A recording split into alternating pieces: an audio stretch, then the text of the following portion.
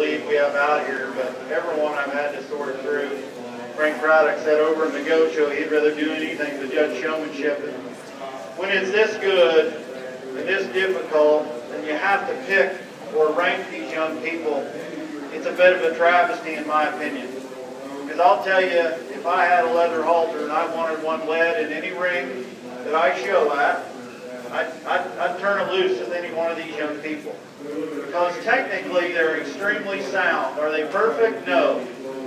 But I told my little brother when he was the one showing, do not overdo it. Don't panic. Take your time. And from a judge's perspective, a lot of times you try to get 100% and you turn it back to 50 or 60. When 90, if you got them comfortable, just leave it at 90. But these kids are technically very sound from top to bottom. You know, as we went through those first divisions, it's really a little bit more about a cadence, as I call it. It's patience, but it's also being hurried. And at times, some of the kids that went back to the barn, oh crap, and they got in a little bit of hurry. And they overworked one a little bit or just got a little bit nervous about they weren't quite there.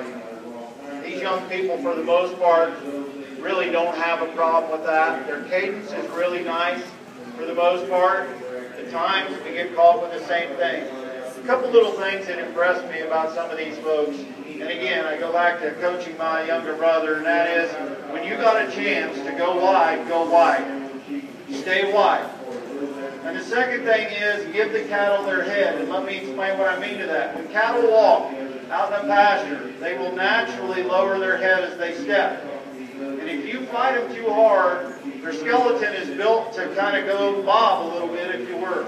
And if you hold that head too high on them, you actually make them look worse by fighting the head up. So give them their head. And there's a couple of you that are just extremely good at it, that you'll hold tension, not pressure on that halter as you go. So those were some of the minute things I was looking about. Everybody's got their comb, everybody's got their stick, everybody's got their harness. And so then we go have a little bit of a conversation. Okay? So me as the guy that's got to rank these today has to put all those pieces together. So I asked, if they had a heifer, I asked about their, just general questions to try to get them to engage in a conversation with me about what that heifer is, how she's bred, different things like that. I heard how much they're getting fed, all kinds of stuff, which is great because that tells me they know a little bit about the project. But then I asked about calving interval. I got some funny looks about calving interval. And one young guy looked at me and said, well, once a year, like, you retard. So, he's exactly right. It's not a complicated question, but, when you're under pressure, boy, you can get off balance, And so, a couple other ones overthought it and come up with an answer that I think if they look back, I'll maybe say I wish I would have answered that a little bit differently. The other thing in the heifers, I asked if they knew where the breed association, the calf, so we got some appendix, we got a shorthorn, we got one crossbred that, really doesn't fit, but there are several Angus females out here, and I think we had maybe one young person get that particular question right. A couple were, when I answered it for them, they were like, ah, crap, I knew that. Young lady with the shorthorn heifer, she is the one, congratulations to you, that knew where a breed association was. So she got some excellent marks for knowing that and doing a nice job. I'm not going to pick these kids apart, folks. We spent a lot of time on them. But there's a couple young people that when I add up the pieces of what they do and how they go about doing it and where they are, and there's a couple times that exhibited no panic. I mean, they had opportunities to kind of get a little rattled a couple times. And it's more about how you overcome those things in a show ring. Because every once in a while you're going to get that perfect drive where every step is right and you never have to fight it. The other thing I'll tell you that I noticed is when we switched cattle, it was jailbreak in here. Okay? So, the next time you get, the judge makes you switch, don't do a jailbreak. If you need to move, move. But it was like, oh crap, my neighbor's moving, so I got to move. Take a look at your calf. If your calf was set the way you like it, and they seemed comfortable. Didn't grab the halter and start rubbing. You don't have to move. It was a bit of chaos for everybody out here in those cases. So it's fine to move. Don't hear me say you don't have to move, but you don't have to move unless you need to. The other thing, it's a pet peeve, but I'll share it with you because I've seen it several times this morning. Right side of a cow's face.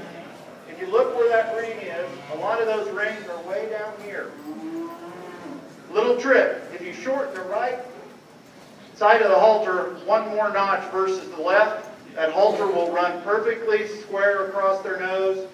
And if you look where your rope halter sets on their nose, that's where your show halter should set. Because cattle are used to that and comfortable.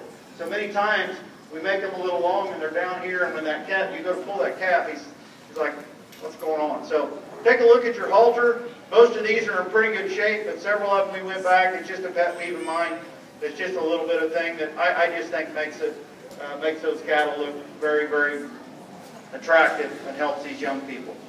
With that, I'm going to ask you to congratulate all of these young people, and I'm going to go out and I'm going to shake 3 hands, and those are the top 3. This is hard, and I about trade places with anybody having to do this. You have a tremendous set of kids.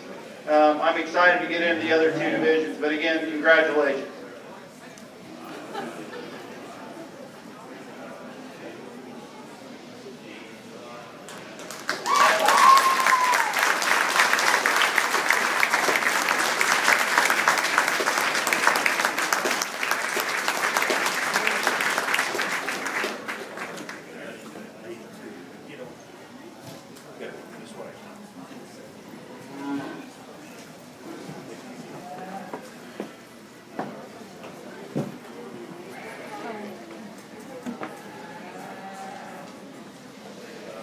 Stan, you had a very tough decision in these 6 heats.